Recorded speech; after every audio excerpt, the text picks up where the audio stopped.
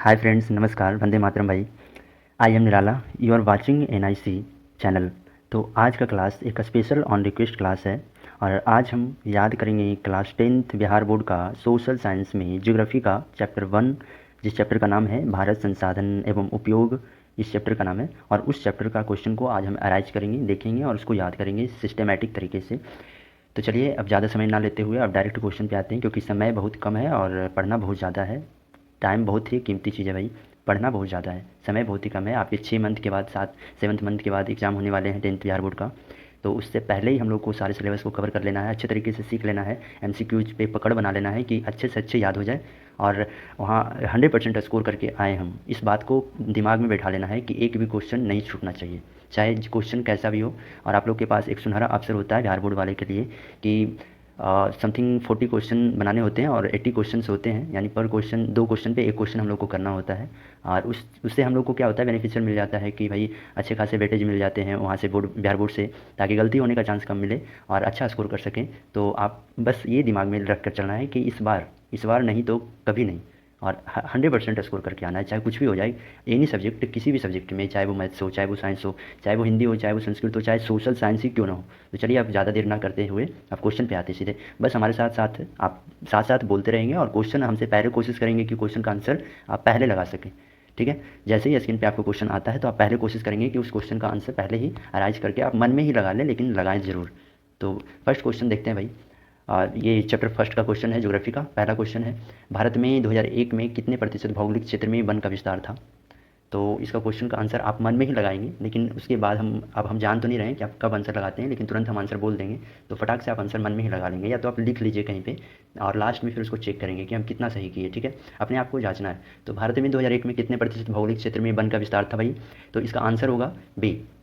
क्या होगा? बी होगा, ऑप्शन नंबर बी। ठीक है, ये जो एरो का निशान हम रेड कलर से लगा रहे हैं ना, वही आपका आंसर होगा, ये बी। इस क्वेश्चन का आंसर क्या होगा? बी। 19.21% था। भारत में 2001 में कितने प्रतिशत भौगोलिक क्षेत्र में वन का विस्तार था? तो 19.21% भौगोलिक क्षेत्र में वन का विस्तार था। ये 2001 की जनगणना के अनुसार बताया जा रहा है इंडिया का। ठीक है, नेक्स्ट क्वेश्चन चलते हैं आगे। निम्नलिखित में कौन प्राकृतिक संसाधन नहीं है? अब देखिए, इसमें प्राकृतिक संसाधन नहीं है ये पूछा जा रहा है। तो आप जानते हैं प्राकृतिक संसाधन के बारे में, जैसे ही प्राकृतिक संसाधन आता है तो इसका मतलब क्या आता है दिमाग में, कि जो प्राकृतिक के दिया गया उपहार है, गिफ्ट है, वो सारे प्राकृतिक संसाधन होते हैं। और इस ऑप्शंस में कुछ ऐसे होंगे जो प्राकृतिक के दिए हुए नहीं होंगे और कुछ ऐसे होंगे जो होंगे। तो इसमें पूछा क्या जा रहा है, प्राकृतिक संसाधन नहीं है। ठीक है, यानी मानवीय संसाधन होगा और एक प्राकृतिक संसाधन नहीं होगा। तो वन, नगर, नदियाँ, खनिज, सारे देखिए 4 ऑप्शंस में 3 ऑप्शन प्राकृतिक संसाधन है और एक नहीं है। तो वही है आंसर आपका जो नहीं है। कौन सा होगा? हाँ सही, आप सोच जो रहे हैं ना वही होगा, खनिज। ऑप्शन नंबर डी, दिल्ली खनिज होगा। ठीक है, ये जो हम टिक कर रहे हैं, मार्क कर रहे हैं, ऑप्शन नंबर डी वही होगा आपका आंसर, सही है। अगर ऐसा सोचें तो सही बात है। चलिए नेक्स्ट चलते हैं। लौह अयस्क किस संसाधन वर्ग में शामिल है? ठीक है, लौह अयस्क किस संसाधन वर्ग में शामिल है? अब ये लौह अयस्क, ठीक है, अयस्क के बारे में पूछा है और ये किस संसाधन में शामिल है, किस संसाधन में आते हैं, किस संसाधन के कैटेगरी में इसको जोड़ा जाता है, ये बताना है। 4 ऑप्शन आपके सामने है। फर्स्ट है नवीकरणीय, अजैव, अनवीकरणीय और मानवकृत है। तो आपका आंसर क्या होगा? क्या होगा आप बताएंगे इसमें क्या होगा? तो थर्ड का आंसर नंबर सी, अनवीकरणीय होगा। क्या होगा भाई? अनवीकरणीय। ठीक है, ये सही है। फिर उसके बाद नेक्स्ट अगर चलते हैं, इसी तरह से अपना कॉपी में या किसी भी जगह पे आप अपने क्वेश्चंस को देखते हुए आंसर करते रहेंगे और आंसर करते हुए फिर क्या करेंगे, उस चीज़ पे पकड़ बनाएंगे। ठीक है, नेक्स्ट।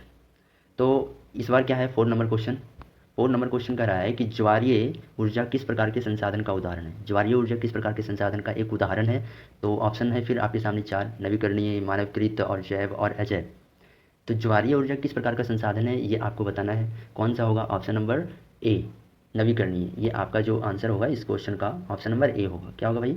ए। ठीक है, नवीकरणीय। क्या होगा? नवीकरणीय संसाधन होगा। ठीक, नवीकरणीय संसाधन होगा। और इस तरह से आप अपने आंसर्स को लगाते रहेंगे।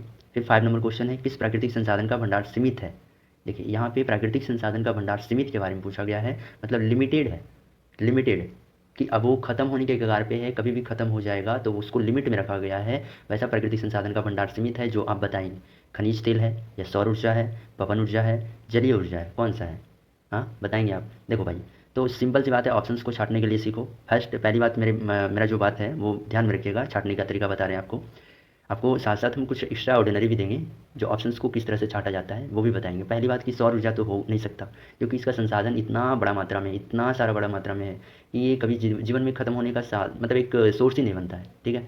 पवन ऊर्जा उसी का एक दूसरा रूप है, ये भी कभी ख़त्म होने का चांस ही नहीं बनता है। जलीय ऊर्जा, हम लोग जानते हैं इतना सारा जल है हमारे ब्रह्मांड पे, इतने सारे ये पृथ्वी पर जल ही है कि कभी ख़त्म होने का नाम ही नहीं लेगा, ठीक है। ये तो चांस 3 घट गया। अब आपका जो आंसर बच गया क्वेश्चन का, ये जो ऑप्शन बच गया ए, खनिज तेल। सबसे बड़ा साधन यही है, जो इसका भंडार सीमित है, प्राकृतिक संसाधन का सबसे बड़ा रीज़न यही है, यही खत्म होने के कगार पे है और इसको अभी सीमित भंडार में रखा गया है। तो आपका आंसर क्या होगा?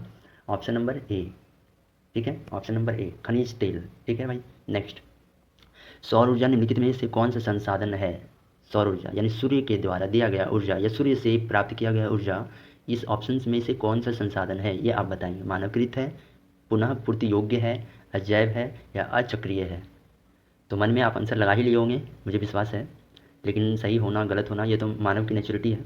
चलिए तो आंसर हम बताते हैं, आपका आंसर होगा बी, पुनः पूर्ति योग है, ठीक है। ऑप्शन नंबर बी, क्या होगा भाई? ऑप्शन नंबर बी, पुनः पूर्ति योग्य, ठीक है।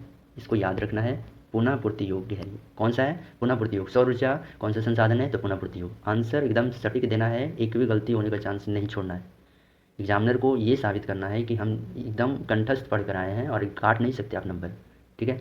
उसको एकदम बेबस कर देना है एग्जामिनर को कि वो काट नहीं सके, आपको क्वेश्चंस को देखते ही, आंसर को देखते ही क्या कर सके, वो नंबर देने पे भावुक हो जाए। वैसे भी क्वेश्चंस ये जो MCQs होते हैं उसका तो आंसर एग्जामिनर देता नहीं है, वो आप जब बनाते हैं तो वो मतलब एक तरह से वो क्या कहते हैं, टाइपिकली चेक किया जाता है, कॉपी को मशीन से चेक होता है, कोई इंसान नहीं चेक करता है MCQs को। हाँ, रिटन एग्जाम का जो कॉपी होता है, जो आप लिखते हैं लॉन्ग क्वेश्चन को, शॉर्ट क्वेश्चंस को, वहाँ पे चेक होता है, लेकिन ये सारे क्वेश्चन MCQs का जो होते हैं OMR शीट वाले, वो टाइपिकली चेंज होते हैं, चेक किया जाता है।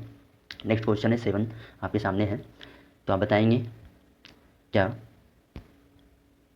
क्या भाई क्वेश्चन। पंजाब में कराए भूमि निम्नीकरण का मुख्य कारण क्या है? पंजाब में भूमि निम्नीकरण का मुख्य कारण क्या है? भूमि का निम्नीकरण का मुख्य कारण क्या है पंजाब में? तो जैसे हम लोग जानते हैं कि यूपी जो है 3 नदियों का संगम है, हम लोग जानते हैं ना, उत्तर प्रदेश है ना, तो बनारस में 3 नदियों का संगम है, गंगा, यमुना, सरस्वती। वैसे ही पंजाब नाम का भी एक चीज़ है, और पंजाब भी 5 नदियों के संगम से मिलकर बना है, ठीक है। तो यहाँ सोचिए कि जहाँ पे 5 नदी होगा वहाँ खेती करने लायक कितना अच्छा साधन होगा, तो आप जानते ही है ना, पानी का मात्रा ज़्यादा होगा, खेती करने के लिए, अति ज़्यादा सिंचाई करने के लिए सुविधा होगा। तो पंजाब में भूमि निम्नीकरण का मुख्य कारण क्या हो सकता है भाई? D, option number D, Delhi, D, अधिक सिंचाई, ठीक है, अधिक सिंचाई, ये ऑप्शन डी हो गया आपका सही। क्वेश्चन नंबर 8, सोपानी कृषि किस राज्य में प्रचलित है? अब सोपानी कृषि का बात है, ये कौन से राज्य में पाए जाते हैं भाई? सोपानी एक कृषि का नाम है, और ये कृषि किस राज्य में प्रचलित है, मतलब किस राज्य में ज़्यादा होता है ऐसा, ये सोपानी कृषि किस राज्य में प्रचलित है? तो आपका आंसर क्या होगा? उत्तराखंड। हाँ, सही सोच रहे हैं, आपका आंसर जो होगा उत्तराखंड होगा। क्या होगा भाई? उत्तराखंड, ये option number D, option number D होगा उत्तराखंड। चलिए ठीक है।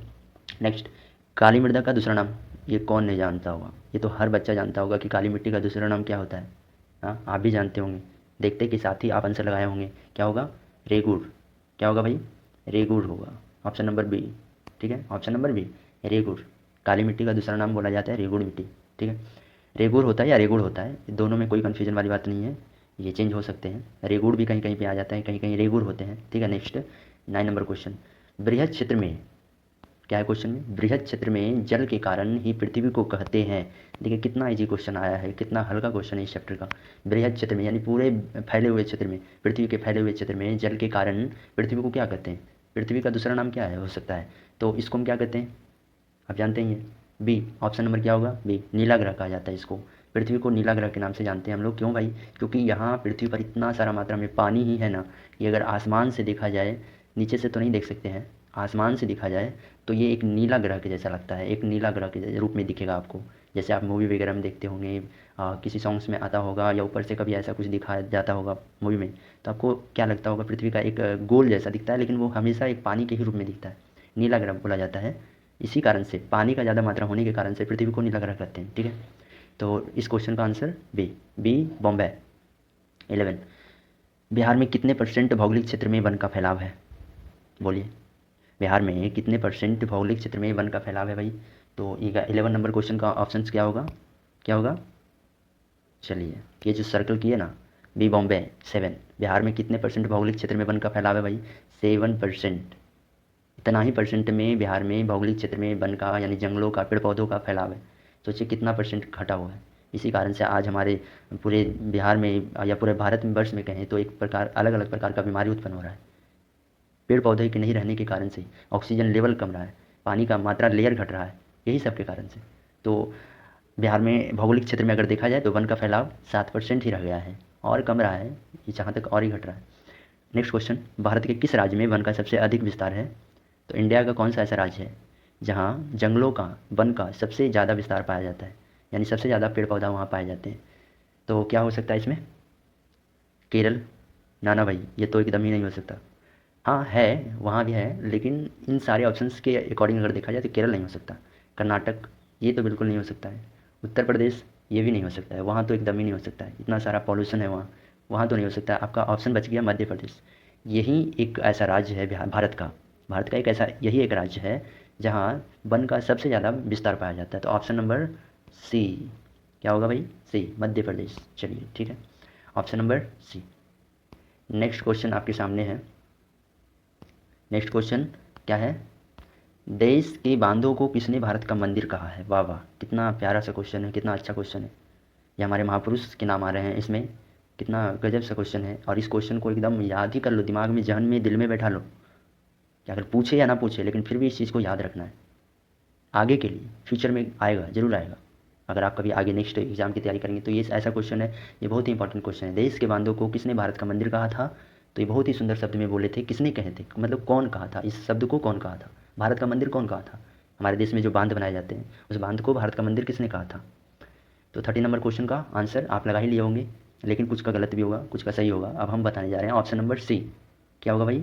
सी, पंडित जवाहरलाल नेहरू। पंडित जवाहरलाल नेहरू होगा, ऑप्शन नंबर सी होगा। ये ऑप्शन नंबर सी आपका जो है, जो शॉर्ट में लिखा हुआ है पंडित नेहरू, इनको चाचा नेहरू के नाम से भी जानते हैं। तो पंडित जवाहरलाल नेहरू ने कहा था, भारत का मंदिर कहा था देश के बांधों को, बहुत ही प्यारे शब्दों में ये कहा था। ठीक है, याद ही कर लेना इसको, एकदम मुंह पे रखना है, जुबान पे। नेक्स्ट, मरुस्थलीय मृदा किस राज्य में पाया जाता है? तो नेक्स्ट क्वेश्चन है, मरुस्थलीय अब कहते किसको है? मरुस्थलीय का मतलब क्या होता है? मरुस्थलीय का मतलब जहाँ रेत ही रेत होता है, बालू ही बालू होते हैं। अब देखिए इस क्वेश्चन को अगर मरुस्थलीय का मतलब समझ रहे हैं ना, तो आप खटाक से आंसर मारे होंगे, आप दिमाग में आ गया होगा कि सबसे ज़्यादा रेत, सबसे ज़्यादा बालू ही कहाँ पाया जाता है? भारत में हम बात कर रहे हैं, विदेश देशों का बात नहीं चल रहा है, केवल इंडिया का बात चल रहा है। तो वैसी मिट्टी, जिस मिट्टी में बालू का मात्रा, रेत का मात्रा पाया जाता है, उस मिट्टी को हम मरुस्थलीय मिट्टी कहते हैं। और ये मिट्टी किस राज्य में सबसे ज़्यादा पाया जाता है? तो आप मुस्कुरा कर आंसर दे रहे होंगे इसका, राजस्थान, है ना? मुझे पता है इसका आंसर सब लोग सही किए होंगे, और जो नहीं किए होंगे आंसर्स को सही, वो थोड़ा, उनका तैयारी थोड़ा कमज़ोर है। आप फोकस करें हमारे साथ साथ बोलने का, और ऐसे ही डेली क्वेश्चंस जब हम लगाएंगे, यूट्यूब चैनल पे आएंगे, तो साथ साथ हमारे साथ है जुड़े रहने के लिए मतलब रेडी रहेंगे, और साथ साथ हमारे साथ चलेंगे, और ऐसे ही सिस्टमेटिक तरीके से कॉपी निकाल कर, पेन निकाल करके पहले आंसर लिखने का कोशिश करेंगे। फिर आपका स्टडी स्किल्स बेहतर हो जाएगा, पहले से बेहतर हो जाएगा। ठीक है, नेक्स्ट क्वेश्चन है 15। किस कमीशन ने सतत पोषणीय विकास का अवधारणा प्रस्तुत किया? क्या क्वेश्चन है भाई? किस कमीशन ने सतत पोषणीय विकास का अवधारणा प्रस्तुत किया था? तो इस क्वेश्चन का आंसर कौन दे सकता है? चलिए कुछ सेकंड देते हैं, हम बताएंगे, कुछ सेकंड देते हैं। चलिए, टाइम इज ओवर। इसका आंसर होगा सी, ब्रंटलैंड कमीशन होगा। क्या होगा भाई? Brundtland commission. इस क्वेश्चन का आंसर होगा ब्रंटलैंड कमीशन। किस कमीशन ने सतत पोषणीय विकास का अवधारणा प्रस्तुत किया था? तो इसमें कमीशन तीन है, लास्ट तो इनमें से कोई नहीं है, तो इस तीन में ऑप्शन सी होंगे। ब्रंटलैंड कमीशन जो था, यही कमीशन ने सतत पोषणीय विकास का अवधारणा प्रस्तुत किया था। नेक्स्ट क्वेश्चन आपके सामने है। ठीक है, नेक्स्ट क्वेश्चन आपके सामने है, तो इस क्वेश्चन का आंसर लगाएंगे आप। कह रहा है कोयला किस प्रकार का संसाधन है? चलिए बताएंगे, कोयला किस प्रकार का संसाधन है भाई? इसमें आंसर है, चार ऑप्शंस है। अनवीकरणीय, सेकंड है नवीकरणीय, थर्ड है जैव, फोर्थ है अजैव। तो आप अगर अच्छे से पढ़े होंगे इस क्वेश्चन, मतलब चैप्टर को, तो आप इस क्वेश्चन को भी सही करेंगे। कोयला किस प्रकार का संसाधन है, और ये भी वेरी वेरी इंपॉर्टेंट क्वेश्चन। ठीक है, MVVI कर लो, most very very important question, बहुत ही इंपॉर्टेंट क्वेश्चन है ये, एकदम आता ही आता है। एक क्वेश्चन रख लो, हाँ, एक नंबर फिक्स कर लो कि ज्योग्राफी का क्वेश्चन आएगा तो ये क्वेश्चन, ऐसा हो ही नहीं सकता है। एग्जामिनर को इस क्वेश्चन से प्यार हो गया है, ठीक है, इस क्वेश्चन को दिए बगैर नहीं रहता है, एकदम दे ही देता है। ठीक है भाई, कोयला किस प्रकार का संसाधन है, तो आप आंसर लगा ही लिए होंगे, लेकिन देखते हैं किसका आंसर सही होता है। तो क्या होगा? अनवीकरणीय संसाधन। हाँ भाई, अनवीकरणीय संसाधन है। कोयला किस प्रकार का संसाधन है? तो अनवीकरणीय संसाधन है। इस क्वेश्चन का आंसर नंबर क्या होगा? ए। इस क्वेश्चन का ऑप्शन नंबर ए होगा, अनवीकरणीय संसाधन होगा। ठीक है, नेक्स्ट क्या है भाई? 17, तट रेखा से कितने किलोमीटर क्षेत्र सीमा अपवर्ज्य आर्थिक क्षेत्र कहलाता है? जो हमारी क्लास में बच्चे पढ़ रहे होंगे, हमारी क्लास के बच्चे जो देख रहे होंगे इस वीडियो को, वो अच्छे खासे तैयारी पे होंगे, तो इस क्वेश्चन का आंसर फटाक से दे दिए होंगे कि कौन सा आंसर होगा, और मुस्कुरा भी रहे होंगे। ठीक है, और जो नहीं पढ़ रहे हैं, बहुत सारे चैनल से अलग अलग बच्चे देख रहे होंगे अलग अलग जगहों से, तो वो भी आंसर्स को लगा रहे होंगे। ठीक है भाई, तो साथ हमारे साथ जुड़े रहने के लिए धन्यवाद। एक साथ रहिएगा, हम हमेशा इस वीडियो को एक बार अलग अलग टॉपिक्स के साथ में आएंगे यूट्यूब चैनल पे, कुछ ना कुछ नया लेकर आएंगे आपको अच्छे सिखाने के लिए। और जो भी लेकर आएंगे ना, 100% दावा के साथ कहते हैं कि एकदम क्वेश्चन आएगा तो आएगा। ठीक है, आएगा तो आएगा। यहाँ आज के लिए 40 क्वेश्चन लाए हम। इस 40 क्वेश्चन में 30 क्वेश्चन तो इस चैप्टर से तो नहीं कर सकते, लेकिन 20 क्वेश्चन जरूर आएंगे। ठीक है ना, 50% क्वेश्चन जरूर हम बोल सकते हैं कि आ सकता है। तो इस क्वेश्चन का आंसर क्या होगा? तटरेखा से कितने किलोमीटर क्षेत्र सीमा अपवर्जक आर्थिक क्षेत्र कहलाता है? Option number B, Bombay, 200 NM। क्या होगा भाई? 200 NM। ठीक है, ऑप्शन नंबर बी, 200 NM, ये इसका आंसर सही है। 18 क्वेश्चन, समुद्री क्षेत्र में राजनीतिक सीमा के कितने किलोमीटर क्षेत्र तक राष्ट्रीय संपदा निहित है? अब कह रहा है समुद्री क्षेत्र में राजनीतिक सीमा यानी पॉलिटिकल बॉर्डर के कितने किलोमीटर क्षेत्र तक राष्ट्रीय नेशनल संपदा निहित है? तो इसका आंसर क्या होगा? इसका आंसर क्या होगा भाई? Option number D, 19.2 kilometre. 19.2 kilometre, 19.2 kilometre राष्ट्रीय संपदा निहित है। कितने किलोमीटर क्षेत्र तक? तो 19.2 किलोमीटर तक राष्ट्रीय संपदा निहित है राजनीतिक सीमा के लिए। ठीक है, नेक्स्ट क्वेश्चन, लौह अयस्क किस प्रकार का संसाधन है? शायद ये क्वेश्चन पहले भी आया है, अगर नहीं आया होगा तो नया होगा। लौह अयस्क किस प्रकार का संसाधन है? तो आप बताएंगे इसका आंसर क्या होगा? अनवीकरणीय संसाधन है। क्या भाई? अनवीकरणीय संसाधन है। ऑप्शन नंबर क्या होगा? डी। ऑप्शन नंबर डी होगा। ठीक है, ऑप्शन नंबर डी, अनवीकरणीय संसाधन। चलिए नेक्स्ट चलते हैं अगले क्वेश्चन पे। तो नेक्स्ट क्वेश्चन क्या है भाई? पवन ऊर्जा किस प्रकार का संसाधन है? पवन ऊर्जा किस प्रकार का संसाधन है? फिर से आपके सामने 4 ऑप्शंस हैं, लेकिन आंसर तो भाई एक ही सही होगा, अनवीकरणीय संसाधन, नवीकरणीय संसाधन, या जैव संसाधन, या व्यक्तिगत संसाधन। तो पवन ऊर्जा कौन सा संसाधन है? ये तो जानते ही होंगे। जिस प्रकार से सूर्य कौन सा सौर ऊर्जा कौन सा संसाधन है, ये भी आपको पता होगा। तो उसी प्रकार से पवन ऊर्जा भी एक कौन सा संसाधन हो सकता है? तो इसका आंसर क्या होगा? जैव संसाधन। क्या होगा भाई? जैव संसाधन। ऑप्शन नंबर सी, जैव संसाधन होगा। नेक्स्ट 21, निम्नलिखित में कौन प्रवहनीय संसाधन है? कौन प्रवहनीय संसाधन है? प्रवहनीय संसाधन, इस क्वेश्चन का आंसर कौन सा हो सकता है? प्रवहनीय का मतलब क्या होता है? बहने योग्य, जो बहते रहता है हमेशा, उसका लक्षण क्या होता है? बहने का लक्षण होता है, वो बहते रहेगा, रुकेगा नहीं कभी। तो देखो, नाम उसका क्वेश्चन में ही उसका आंसर होता है। बस थोड़ा थोड़ा आपको समझना पड़ेगा, दिमाग थोड़ा थोड़ा खपत करना पड़ेगा भाई मेरे। थोड़ा सा तो एनर्जी लॉस कर सकते हो ना दिमाग का।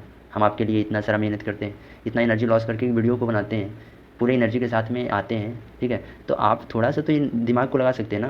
प्रवहनीय का मतलब क्या होता है? बहने योग्य। तो बहने योग्य इसमें कौन सा है? 4 ऑप्शन में कौन सा आपको दिख रहा है? कभी जंगल कभी बहता है, पेट्रोल, हाँ ये इसका लक्षण होता है बहने का, लेकिन ये कभी ऐसा थोड़ी है कि नदी की तरफ बहते रहता है। कोयला भी नहीं हो सकता है, तो कौन हो सकता है भाई? तो आपका सामने जो दिख रहा है ऑप्शन नंबर ए, नदी। ये जो दिख रहा है ना, हाँ ये जो दिख रहा है यही है आपका आंसर। ठीक है, नदी, ऑप्शन नंबर ए, ये प्रवहनीय संसाधन है। इस क्वेश्चन को भी याद रखेंगे। ठीक है, नेक्स्ट, इनमें से कौन सबसे कीमती अनवीकरणीय संसाधन है? सबसे कीमती अनवीकरणीय संसाधन कौन सा है? सबसे ज़्यादा कीमती। वैसे तो बहुत सारा संसाधन ऐसे हैं जो बहुत सारे कीमती हैं, लेकिन इस ऑप्शंस में कौन से संसाधन है जो अनवीकरणीय संसाधन है और कीमती? सबसे बड़ी बात यहाँ इस क्वेश्चन का मतलब टोन ये कह रहा है कि कीमती अनवीकरणीय संसाधन बताना है, कीमती। तो क्या होगा? खनिज। सबसे ज़्यादा कीमती संसाधन यही है आज के टाइम में, अगर देखा जाए तो खनिज। नेक्स्ट क्वेश्चन है भाई, इसमें से किस प्राकृतिक संसाधन का भंडार सीमित है? तो ऑप्शन है समुद्री ऊर्जा, कोयला, पवन ऊर्जा और सौर ऊर्जा। अब इसमें से कौन सा आंसर सही होगा? तो आपका आंसर नंबर बी, कोयला होगा। किस प्राकृतिक संसाधन का भंडार सीमित है? तो कोयला प्राकृतिक संसाधन का भंडार सीमित है। Option number B, option number B, ये आपका आंसर सही है। जो ऑप्शन नंबर बी दिख रहा है आपको यहाँ पे जो मार्क कर रहे हैं हम, ये। ठीक है, नेक्स्ट क्वेश्चन है, इस संसाधन के रूप में किसी पदार्थ का अस्तित्व किस पर निर्भर करता है? संसाधन के रूप में किसी पदार्थ का अस्तित्व किस पर निर्भर करता है? मूल्य पे करता है, मात्रा पे करता है, या उपयोगिता पे करता है, या मूल्यांकन पर करता है? किस पे करता है? तो आपका आंसर क्या होगा भाई 24 का ऑप्शन नंबर सी, उपयोगिता। किस पे? उपयोगिता पे निर्भर करता है। ठीक है, तो आंसर नंबर उपयोगिता, ये ऑप्शन नंबर सी। ठीक है, उपयोगिता पे निर्भर करता है। इस किसी पदार्थ का अस्तित्व किस पे निर्भर करता है? उपयोगिता पे निर्भर करता है। ठीक है, नेक्स्ट, संसाधनों के विवेकपूर्ण उपयोग का प्रस्ताव कब आया था? देखिए, अब ये प्रस्ताव का बात पूछ दिया है कि जो संसाधन के विवेकपूर्ण उपयोगिता के आधार पर अगर प्रस्ताव आया था तो कब आया था भाई? 1987 में आया था, या 1991 में आया था, या 1968 में आया था, या 1975 में आया था? देखिए, जो ईस्वी क्वेश्चन होता है ना, ईस्वी का क्वेश्चन जो होता है बहुत टफ होता है, थोड़ा सा होता है टफ, ज़्यादा नहीं कर सकते लेकिन थोड़ा सा होता है, क्योंकि इसको याद करना थोड़ा मुश्किल हो जाता है। इसके लिए थोड़ा ज़्यादा कंटेंट को याद रखना, ज़्यादा डीपली पढ़ना पड़ जाता है बच्चों को। ठीक है, लेकिन अगर आप अच्छे से बारीक तरीके से क्वेश्चन को देखते जाएंगे तो वो भी ईजी हो जाता है। संसाधनों को विवेकपूर्ण उपयोगिता का प्रस्ताव कब आया था भाई? हाँ, तो इसका आंसर होगा 1968, option number C, option number C होगा। ठीक है, 1968 में आया था। ठीक है, ऑप्शन नंबर सी 1968 में, याद रखिएगा। नेक्स्ट, सार्वजनिक स्थान पर बना मंदिर, बना मंदिर कौन सा संसाधन होता है? देखिए, सार्वजनिक स्थान किसको कहते हैं? जो सभी के लिए है, चाहे वो किसी जात का हो, चाहे वो किसी धर्म का हो, चाहे वो किसी समुदाय के हो, चाहे वो किसी भी मतलब कि भाषा बोलने वाले लोग हैं, तो सबके लिए जो निर्भर करता है सार्वजनिक स्थान, सभी के लिए निर्भर करता है। वो किस, मतलब पूछा जा रहा है कि सार्वजनिक स्थान पे बना मंदिर कौन सा संसाधन होता है? तो व्यक्तिगत होगा, सामुदायिक होगा, राष्ट्रीय होगा, या अजैव होगा? कौन सा संसाधन हो सकता है? ऑप्शन नंबर आप बताएंगे कि कौन सा संसाधन हो सकता है? सार्वजनिक स्थान पे बना मंदिर कौन सा संसाधन हो सकता है? तो इसका आंसर होगा सामुदायिक संसाधन। सामुदायिक का मतलब लोगों का, समुदाय का मतलब लोगों का संसाधन हो सकता है। Option number B. ठीक है भाई, सामुदायिक संसाधन हो सकता है, ये आंसर आपका ये है जो टिक किए हैं। 27, लिमिट्स टू ग्रोथ नामक पुस्तक है, कब प्रकाशित किया गया था? लिमिट्स टू ग्रोथ नामक एक पुस्तक है, वो कब प्रकाशित किया गया था, यानी कि कब लागू किया गया था?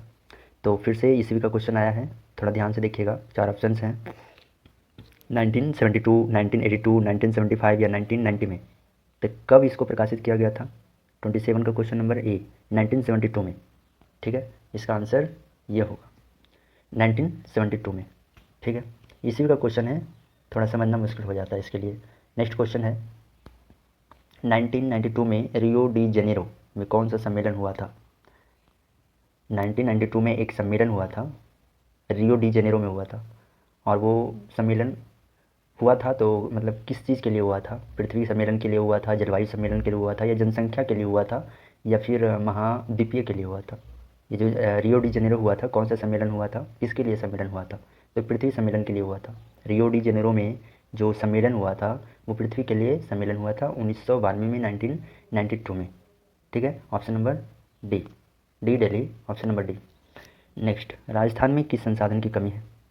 अब राजस्थान में किस संसाधन का कमी होगा ये तो आपको मालूम ही होगा, है ना, क्योंकि वहाँ तो केवल रेत ही रेत है, बालू ही बालू है, तो पानी की ही कमी होगी। राजस्थान में जल की कमी है, यानी जल ऊर्जा की कमी है। ऑप्शन नंबर सी, जल ऊर्जा की कमी है। तो आपका नेक्स्ट क्वेश्चन है 30, संसाधन होते नहीं संसाधन बनते हैं, ये किसका कथन है? किन्होंने, मतलब किसने कहा था कि संसाधन होते नहीं है संसाधन बनते हैं, या संसाधन बनाए जाते हैं? ये किसने कहा था? तो ऑप्शन नंबर बी, जिम्मरमैन। ये किसने कहा था भाई? संसाधन होते नहीं संसाधन बनते हैं, ये कहा था, इस बात को कहा था जिम्मरमैन ने।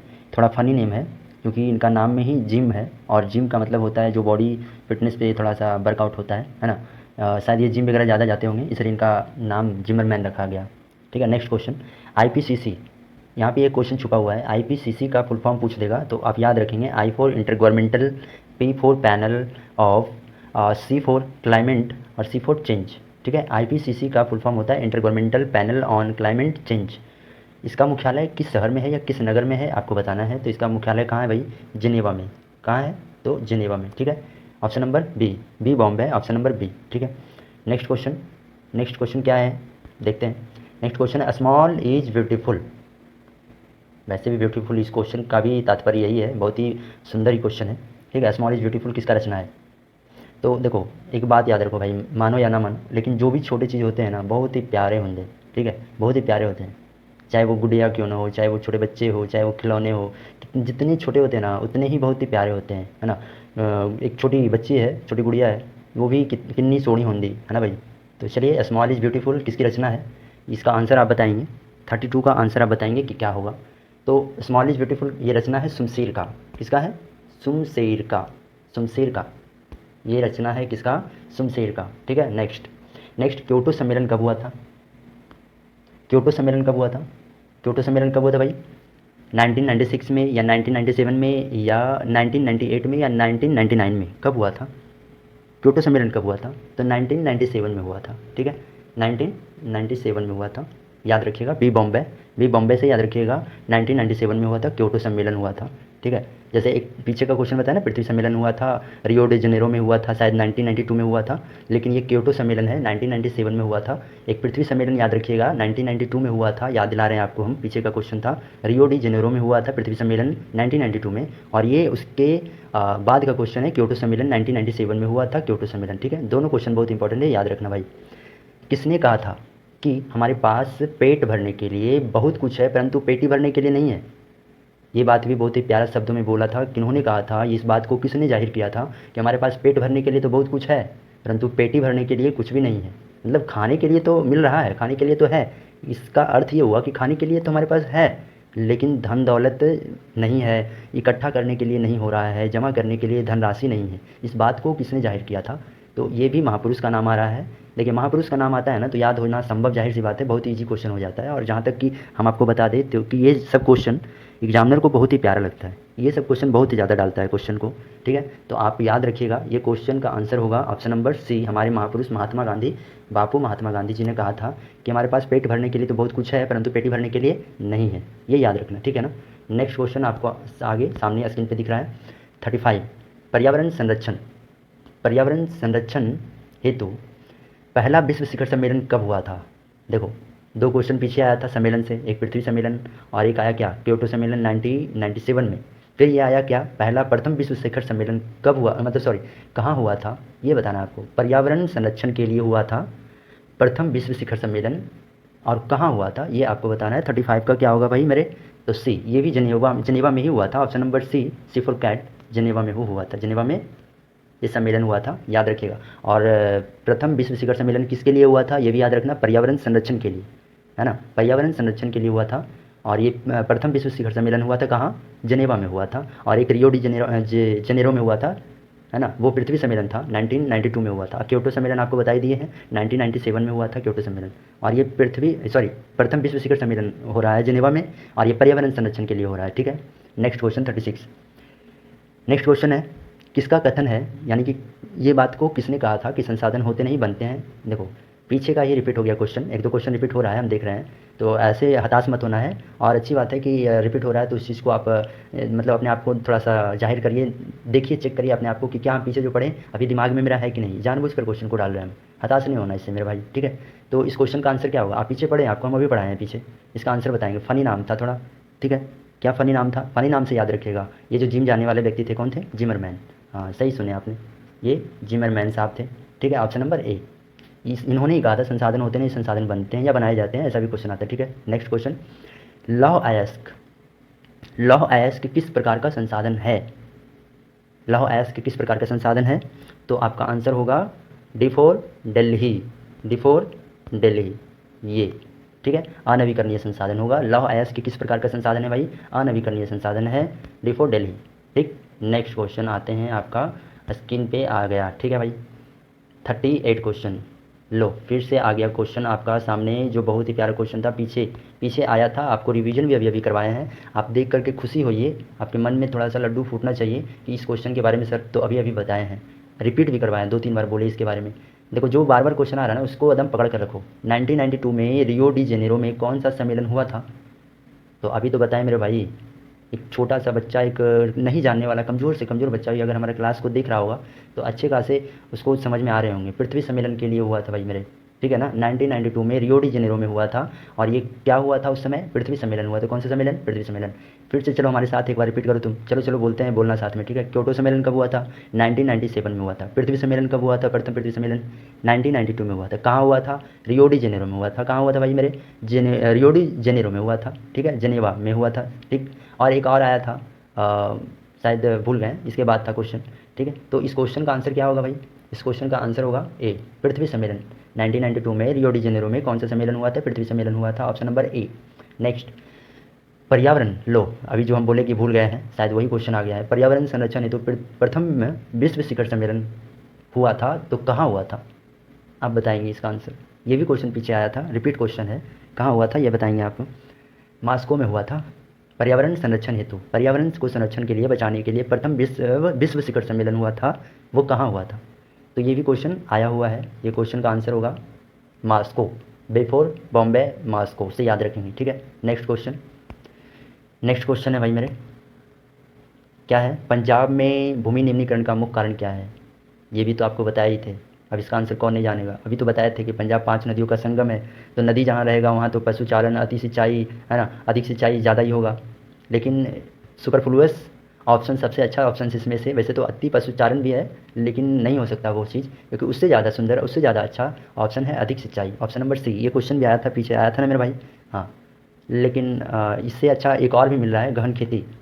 हाँ देखो, इससे पहले क्वेश्चन जो आया था अधिक सिंचाई आया था, ऑप्शन में अधिक सिंचाई था, लेकिन ऑप्शन में इस बार खेला किया है, क्वेश्चन में क्वेश्चन सेम है लेकिन ऑप्शन में खिलवाड़ किया है इस बार। तो ऑप्शन में खिलवाड़ किया है तो ऑप्शन बस थोड़ा सा चेंज किया है, क्या कर दिया है, बस अधिक सिंचाई से भी अच्छा शब्द एक डाल दिया है, गहन खेती। और ये आपका जो अच्छा वर्ड जो डाला है ना, गहन खेती, वही इसका आंसर होगा। पंजाब में भूमि निम्नीकरण का मुख्य कारण हो जाएगा इस बार गहन खेती, ठीक है। नेक्स्ट, तो आपका 40 क्वेश्चन ज्योग्राफी का फर्स्ट चैप्टर का ख़त्म हो गया मेरे भाई। और ये एक लास्ट क्वेश्चन है 41, जो आपको आंसर देना है। इसका आंसर क्या होगा, कमेंट बॉक्स में आप इसका आंसर ज़रूर बताएंगे, ताकि हमको पता चले कि आप कितना, आपका तैयारी किस लेवल तक हो चुका है, और हम जो बता रहे हैं उसका असर हो रहा है कि नहीं हो रहा है। हमारी वीडियो को आप देख रहे हैं, अच्छे से समझ रहे हैं कि नहीं समझ रहे हैं, आप कमेंट करेंगे, इसका आंसर ज़रूर करेंगे कमेंट में, ठीक है। और इस क्वेश्चन पे थोड़ा सा मतलब कि थोड़ा सा दिमाग लगाइएगा, तो आप देखिएगा कि पीछे हम बताए हुए क्वेश्चन है, इसका आंसर बताया हुआ है, लेकिन आप पीछे देखेंगे नहीं, फिर से बैक स्पेस करके नहीं देखेंगे, वीडियो को देखेंगे नहीं, आप डायरेक्ट इसका आंसर देंगे, चाहे जो भी हो, हताश नहीं होना है। जो भी इसका आंसर सही जवाब देगा उसका नाम लेकर के हम अगले वीडियो में बताएंगे कि कौन सा बच्चा जो था वो अपना आंसर सही किया, ठीक है। और हमारे चैनल को सब्सक्राइब करना ना भूलें। नीचे कमेंट बॉक्स में आप आंसर देंगे, और यहाँ पे आपको बता देते हैं हमारे चैनल का नाम है, यहाँ पे आपको बता दिया जा रहा है, ये जो नाम लिखा हुआ है ना, निराला इंस्टीट्यूट क्लासेस, ये मेरे यूट्यूब चैनल है, इसी नाम से मेरे टेलीग्राम चैनल है। और टेलीग्राम चैनल पे लोगो ये दिख जाएगा, ये जो प्यारा सा एक सर्कल है ना, NIC लिखा हुआ जो है, निराला इंस्टीट्यूट क्लासेस, एक बल्ब का साइन है, ये लोगो लगा हुआ है मेरे टेलीग्राम चैनल पे, ठीक है। यूट्यूब का भी चैनल का नाम यही है, टेलीग्राम का भी चैनल का नाम यही है, बस फ़र्क इतना सा है, यूट्यूब पे मेरा अपना फ़ोटो है और टेलीग्राम चैनल पे मेरा ये लोगो है, ठीक है। आप चाहो तो टेलीग्राम पे भी ज्वाइन हो सकते हो, आप चाहो तो मेरे यूट्यूब चैनल से भी ज्वाइन हो सकते हो। आप सब्सक्राइब करके रखेंगे तो हम हमेशा आपके लिए डेली वीडियो लेकर के आएँगे, तो आपको वहाँ से देखने को मिलेगा और सीखने को मिलेगा, कुछ नया देखने को मिलेगा, ठीक है। और एक साथ जुड़ कर रहेंगे तो आगे हमें भी थोड़ा एनर्जी मिलेगा कि सही आप भी हमारे साथ दे रहे हैं, हम भी आपको साथ दे रहे हैं। एक दूसरे को सपोर्ट करने से ही सपोर्ट बनता है, कहते हैं ना कि कर भला तो हो भला, ठीक है ना। आप अगर किसी के लिए भलाई करिएगा तो हम भी आपके लिए भले तो करेंगे ना भाई मेरे, ठीक है। और अगर हमारे टेलीग्राम चैनल से जुड़ते हैं तो वहाँ पे बहुत सारे PDF मिल जाएंगे आपको, क्लास का नोट्स मिल जाएगा, 10th क्लास का सारे सब्जेक्ट का नोट्स मिल जाएगा, साइंस का हो, मैथ्स का हो, क्लास नोट्स भी मिल जाएगा। आप हमसे पर्सनली वहाँ से मैसेज करके भी मांग सकते हैं, ठीक है। तो मिलते हैं आपसे नेक्स्ट वीडियो में, नेक्स्ट क्लास में, इसी टाइम पे। तो आज के लिए धन्यवाद, नमस्कार, Vande Mataram, Gods bless you, God bless you मेरे भाई, ठीक, थैंक्स।